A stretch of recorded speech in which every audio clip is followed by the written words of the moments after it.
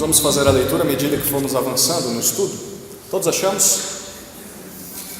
Quero que você faça um exercício de imaginação. Se você tivesse de fazer uma lista de características boas e características ruins na sua vida, como seria essa lista?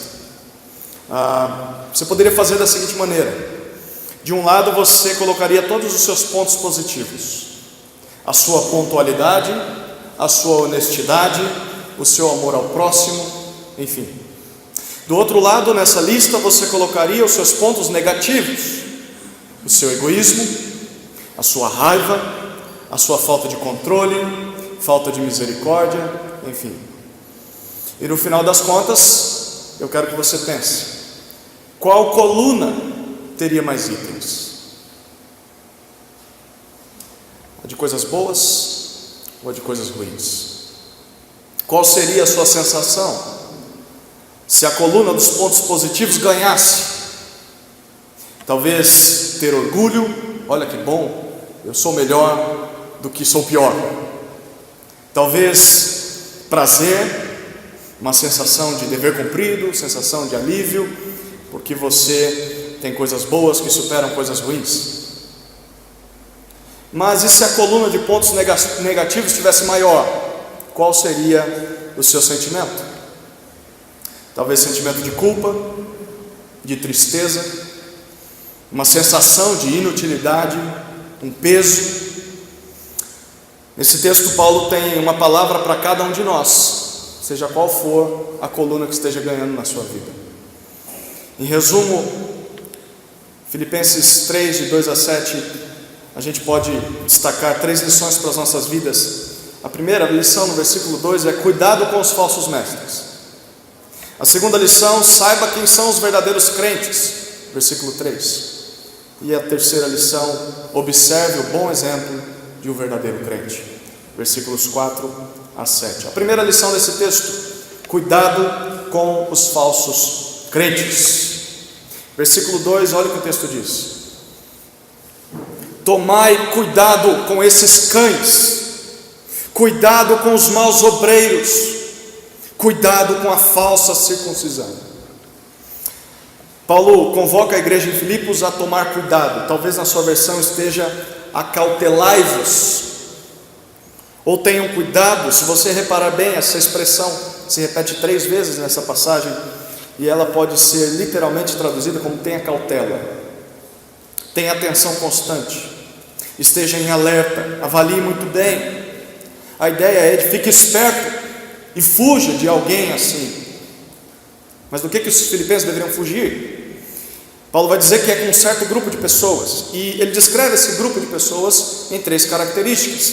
Primeira característica: eles são cães. É óbvio que Paulo não está proibindo os crentes de terem pets, ou de terem cachorros de estimação dentro de suas casas. Ele não está sendo literal. Paulo está fazendo uma analogia, ele está fazendo uma comparação. Acontece que naquela época, diferente de hoje, os cães não eram bichinhos que a gente tinha dentro de casa, mas eram animais imundos. Cães eram seres selvagens que vagavam pelos desertos em matilhas, caçando presas e latindo a noite inteira. Era como se fossem os lobos que nós conhecemos hoje, lobos do mato. E as pessoas com que os filipenses deveriam tomar cuidado eram como esses cães. Eram pessoas que metiam o nariz onde não deviam, pessoas que viviam vagando pelas igrejas e latindo suas mentiras para devorar os crentes. Eram pessoas moralmente imundas, como os cães. Segunda característica delas, Paulo diz: eles eram maus obreiros. As atitudes deles não eram más só de vez em quando, um deslize aqui ou ali. Tudo que eles faziam girava em torno de práticas imorais, práticas erradas.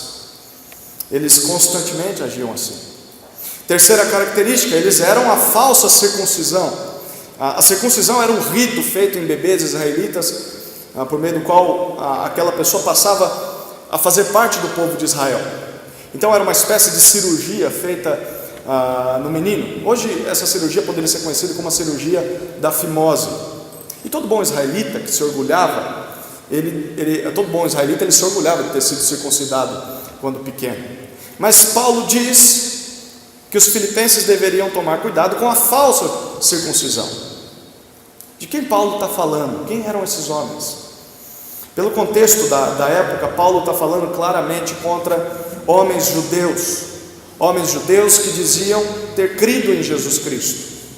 E esses homens tinham sido circuncidados para fazer parte da nação de Israel e chegaram a conhecer o Evangelho de Jesus. O problema é que para eles era inconcebível que uma pessoa que não fosse de Israel pudesse crer em Jesus sem antes ser circuncidada. Então, na verdade, eles diziam assim: olha, para que alguém seja salvo, essa pessoa precisa primeiro se tornar judeu. Então, ela vai ter que cumprir todos os rituais da lei de Moisés, ela vai ter que fazer a circuncisão para só depois aceitar a Cristo. Então, esses cães, esses maus obreiros, esses falsos circuncidados para Paulo eram judeus que diziam que gentios tinham de se tornar judeus antes de serem cristãos. Eram maus obreiros, porque ao invés de ajudar o Evangelho, só atrapalhavam o Evangelho. Eram pessoas que colocavam um monte de regras, um monte de rituais para que uma pessoa pudesse ser salva por Jesus. E hoje em dia nós vemos bem poucos homens desse tipo na nossa sociedade, mas o veneno deles está espalhado por esse mundo e pode ser encontrado na cabeça de pessoas que têm esse tipo de pensamento. Eu não sou tão mal quanto as pessoas no mundo lá fora, afinal eu cresci na igreja, eu venho de um lar com princípios, eu sou até uma boa pessoa, eu sou até mesmo melhor que você. Assim eram os cães. São pessoas que querem se diferenciar dos outros pelo que fazem ou pelo que deixam de fazer. Pessoas que querem sempre ter evidência para mostrar que são superiores que os outros espiritualmente. Pessoas que acham que para se tornarem crentes os outros deveriam se tornar como elas são. Para ser salvo você tem que me imitar. São pessoas arrogantes, pessoas cheias de si, orgulhosas, que acham que merecem ser salvas ou que merecem ter a salvação, a aprovação de Deus por causa das suas boas atitudes.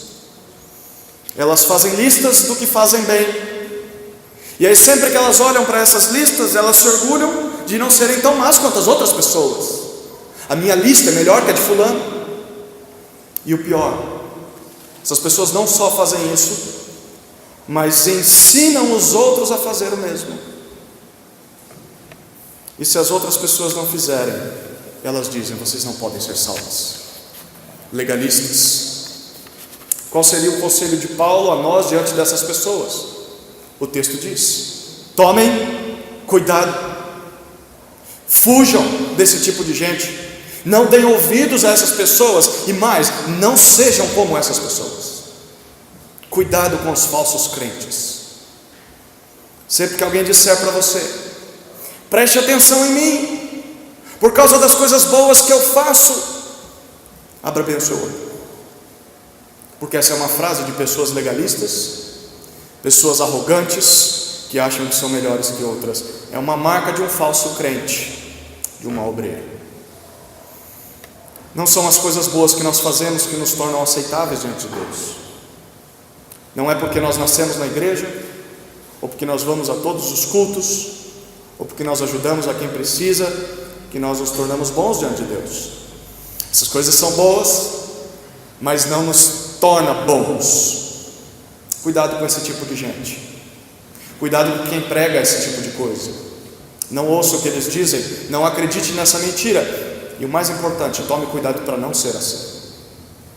Primeira lição: cuidado com os falsos crentes. Segunda lição: saiba então quem são os verdadeiros crentes. Olha o que Paulo diz no versículo 3.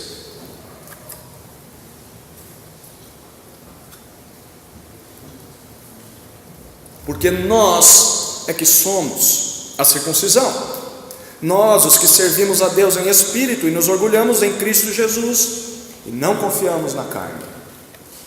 Paulo explica por que os filipenses deveriam tomar cuidado com falsos mestres. Ele diz: porque somos nós os circuncisos. Nós somos a circuncisão. Interessante Paulo dizer isso aqui, porque Filipos era uma cidade greco-romana, não era uma cidade de Israel.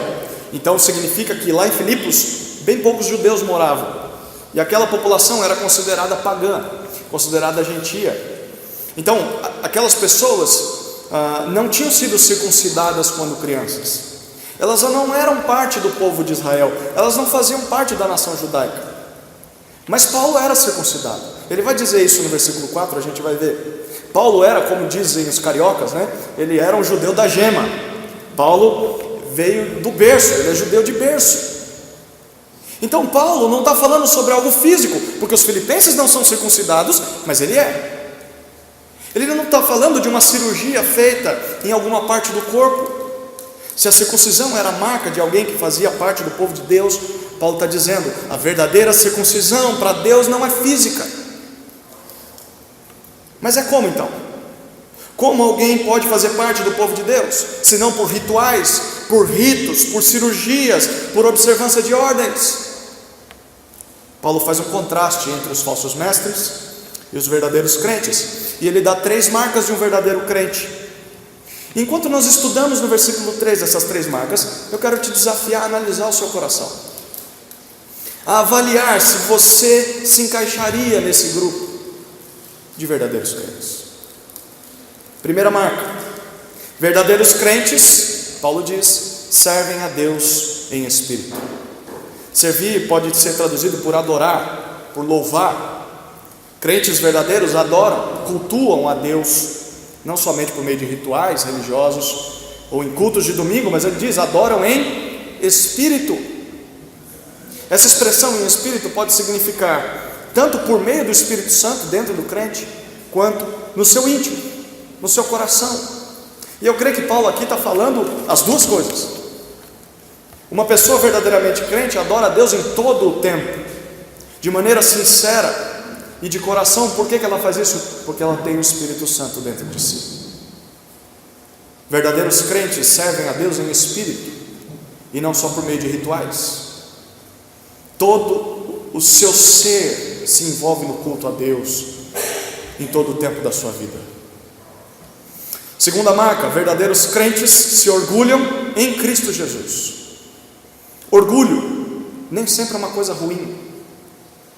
Nesse contexto, orgulho pode ser entendido como gloriar-se, como se alegrar, como se gabar de algo. E do modo com que foi escrito, Paulo está dizendo que essa é uma atitude que é gerada dentro de nós, é algo natural dentro de todo verdadeiro crente. Um crente sincero é alguém orgulhoso. Isso soa como heresia? É porque eu não terminei a frase. Um crente sincero é alguém orgulhoso, mas não orgulhoso por causa das suas próprias obras, ou por ter nascido em berço de ouro evangélico, ou porque nunca roubou, ou porque nunca matou alguém, como as pessoas que estão dentro de um presídio fizeram. Não, um cristão verdadeiro é alguém orgulhoso em Cristo Jesus. É uma pessoa que se alegra, uma pessoa que se gaba daquilo que Jesus fez por ele, e não pelo que ele faz para Deus. Um cristão verdadeiro se orgulha em Cristo e não em si mesmo. Terceira marca: verdadeiros crentes não confiam na carne. Isso não significa que não compram carne no açougue e não comem um belo de um churrasco, porque a carne vem de má procedência. Não é isso que Paulo está dizendo. Ele está dizendo carne. Aqui a ideia é: verdadeiros crentes não confiam em pessoas. Não as pessoas lá fora, ou as pessoas sentadas ao seu lado, porque elas falham com você. Dentro do contexto, Paulo está dizendo: verdadeiros crentes não confiam em si mesmos, não se apoiam nas obras da carne, não acham que são justas por causa das coisas boas que fazem. Um verdadeiro crente não tem a sua natureza centrada em si mesmo. É uma pessoa que não confia na sua própria bondade, é uma pessoa que não se orgulha de ser boa. O verdadeiro crente é um desconfiado, não com os outros, mas consigo mesmo. É uma pessoa que sabe que mesmo que quisesse, não poderia alcançar o favor de Deus por causa das suas próprias obras. Aqui está a verdadeira circuncisão. Ela não é física, ela é espiritual. O povo de Deus não é quem nasceu em casa evangélica, não é quem sempre esteve dentro de uma igreja, não é quem nunca cometeu um crime, um escândalo. O povo de Deus são aqueles que cultuam a Deus no seu íntimo todos os dias, aqueles que se orgulham pelo que Jesus fez por eles e não por suas próprias obras, e aqueles que não confiam em si mesmos para serem salvos. Aqui está uma boa avaliação a fazermos. Há outros que dizem ser crentes, e principalmente a nós mesmos: eu sou um verdadeiro crente? Em meu espírito eu sou servo de Deus, eu sou um adorador interno do Senhor? Ou será que eu só lembro de Deus no domingo pela manhã, quando eu tenho de cumprir um rito religioso que atrapalha o meu sono da folga do final de semana? Poxa, mas de novo? Que coisa chata! Ou será que eu não ligo para a palavra de Deus durante a semana e só penso em fazer as coisas do meu jeito, sem consultar a Deus? Bom, Deus, a Bíblia é lá para dentro da igreja, aqui na tomada de decisão, nessa compra de um celular novo, nesse fechamento de um negócio, no trato que eu vou ter com os meus filhos, na maneira como eu vou responder a minha esposa. O Senhor não vai entrar aqui, é do meu jeito. Ou será mesmo que você tem temor do Senhor em todo o tempo, e mesmo quando você peca, você reconhece o seu pecado e você deseja obedecer a Deus em todas as áreas da sua vida? Será que você faz as coisas para Deus por um desejo interno de agradar a Deus, ou simplesmente faz por motivações externas? Talvez para os seus pais se agradarem de você, talvez para que o grupo da igreja te aceite, talvez para que o pastor te dê um tapinha nas costas. Talvez você faz todas as coisas para não ser excluído. Eu não quero ser excluído, então eu faço as coisas. O verdadeiro crente adora a Cristo, a Deus aqui dentro. Será que eu venero a Jesus Cristo? Segundo lugar, será que Jesus é o meu motivo de orgulho? Ou eu sou uma pessoa ensimesmada, uma pessoa que sempre pensa em ressaltar uma virtude pessoal, que sempre se coloca melhor que os outros, que acha que tem mais pontos positivos do que pontos negativos?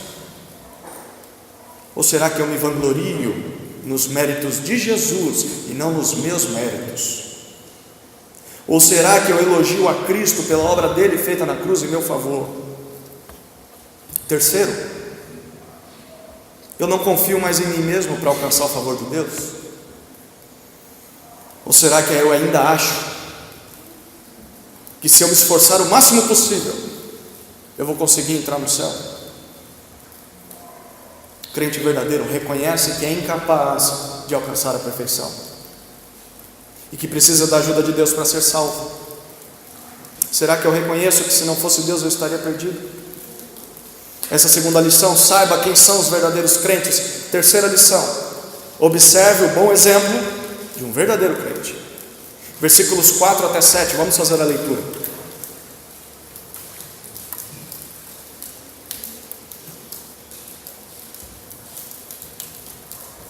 Se bem que eu poderia até mesmo confiar na carne.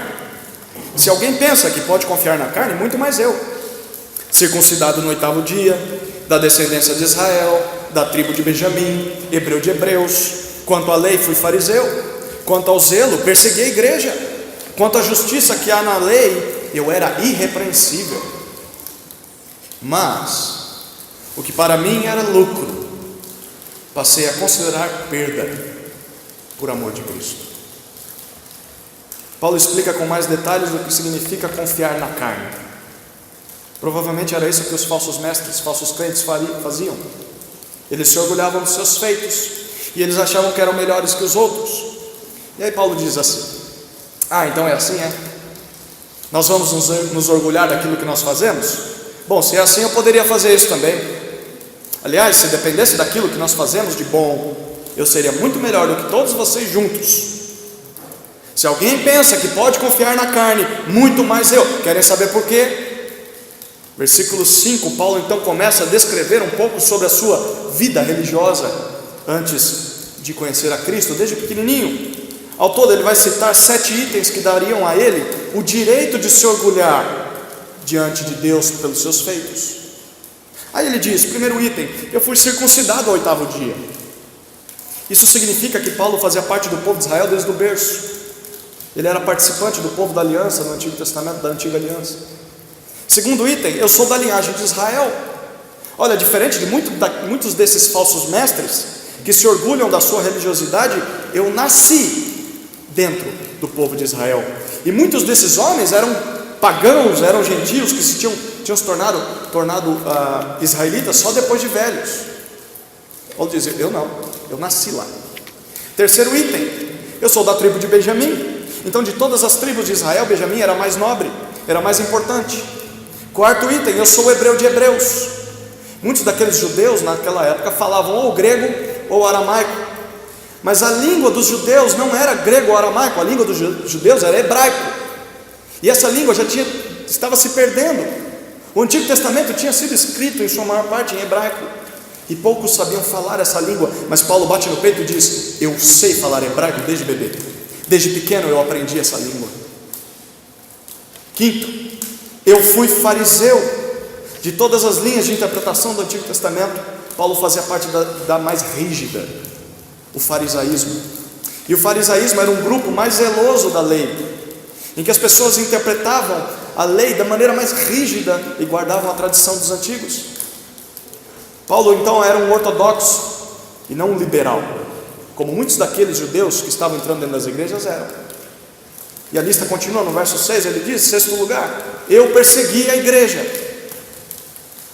Paulo não era fariseu, Paulo era tão fariseu, que o zelo dele fez ele atacar aquilo que na sua cabeça era uma blasfêmia. Então ele atacou a igreja, ele apoiou e ele promoveu a morte de vários cristãos, porque naquela época ele achava que estava fazendo o certo em nome de Deus, antes da sua conversão. Sétimo item, eu era irrepreensível. Paulo cumpria todos os rituais, todas as normas religiosas dos judeus. Ninguém poderia acusar Paulo de escândalo. É claro que Paulo não conseguia cumprir toda a justiça da lei, mas para os homens parecia que ele cumpria. Em outras palavras, Paulo está dizendo o seguinte, trazendo para o nosso contexto. Gente, eu tenho muito mais motivo de me orgulhar do que esses falsos mestres. Eu nasci num berço evangélico, eu nunca faltei numa EBD, eu nunca perdi culto da manhã, eu já compartilhei o evangelho com todos os meus vizinhos da rua, eu nunca disse uma só palavra obscena, eu não ouço músicas do mundo, eu não vejo filmes proibidos para menores, na verdade nem televisão em casa eu tenho. Enfim, eu sou melhor que todos vocês presentes aqui nessa manhã. É isso que Paulo está querendo dizer aqui. E de fato, aos olhos humanos, Paulo parecia isso mesmo. Ele era um exemplo de judeu. Paulo era um exemplo a ser seguido. Ele era um dos mais justos entre todo o povo de Israel. Ele era um religioso nato. Pensava em religioso, pensava em Paulo. E aí olha o que ele diz no verso 7. Ele se orgulhava dessas coisas? Pelo contrário, ele diz, o que para mim era lucro naquela época de vida religiosa, o que eu achava que me tornava bom, passei a considerar perda. O que para mim era motivo de orgulho, era motivo de vantagem sobre os outros, eu comecei a encarar como prejuízo, como dano, como desvantagem, porque para mim essas coisas não importam mais. Elas podem até ser coisas boas, mas elas são inúteis para que eu possa alcançar o favor de Deus. Mesmo que eu tivesse tudo isso, eu continuaria perdido. E qual a razão? Versículo 7 finaliza, ele diz, por amor de Cristo. Aquilo que Paulo carregava nas mãos como o seu maior motivo de orgulho, a sua própria bondade, ele andava com isso, mostrar para todo mundo. Paulo diz, quando eu vi a Cristo, eu larguei tudo isso no chão, por amor a Ele, pela beleza dele. A verdadeira bondade é Ele e não aquele pacote que eu carregava. Paulo deixou de amar a si mesmo para amar o Salvador Jesus. Ele deixou de confiar em si mesmo para confiar no Senhor Jesus. Eu quero fazer você pensar um pouquinho. Todos de nós conhecemos pelo menos uma pessoa assim. Sabe aquela pessoa que é um bom pai, ou é uma boa mãe, que é honesta, que é amorosa, que gosta de cuidar de quem precisa, aquela pessoa educada, enfim, aquela pessoa que encanta os outros. Sabe aquela pessoa que nós olhamos e dizemos: rapaz, só falta Jesus, porque no resto essa pessoa já é muito boa. Você não conhece pessoas assim? Talvez você pense assim a respeito de si: só falta Jesus para mim, porque eu já sou tão bom. Segundo Paulo, mesmo que você consiga ser uma excelente pessoa, e talvez até melhor do que o que Paulo era no judaísmo, se você não tiver Jesus, você está completamente perdido. Tão perdido quanto quem não faz nada do que você faz. A sua vida pode ser mais bonita que a de um criminoso, mas diante de Deus, vocês dois estão aquém do alto padrão que Ele exige. Não importa o quão bom você seja.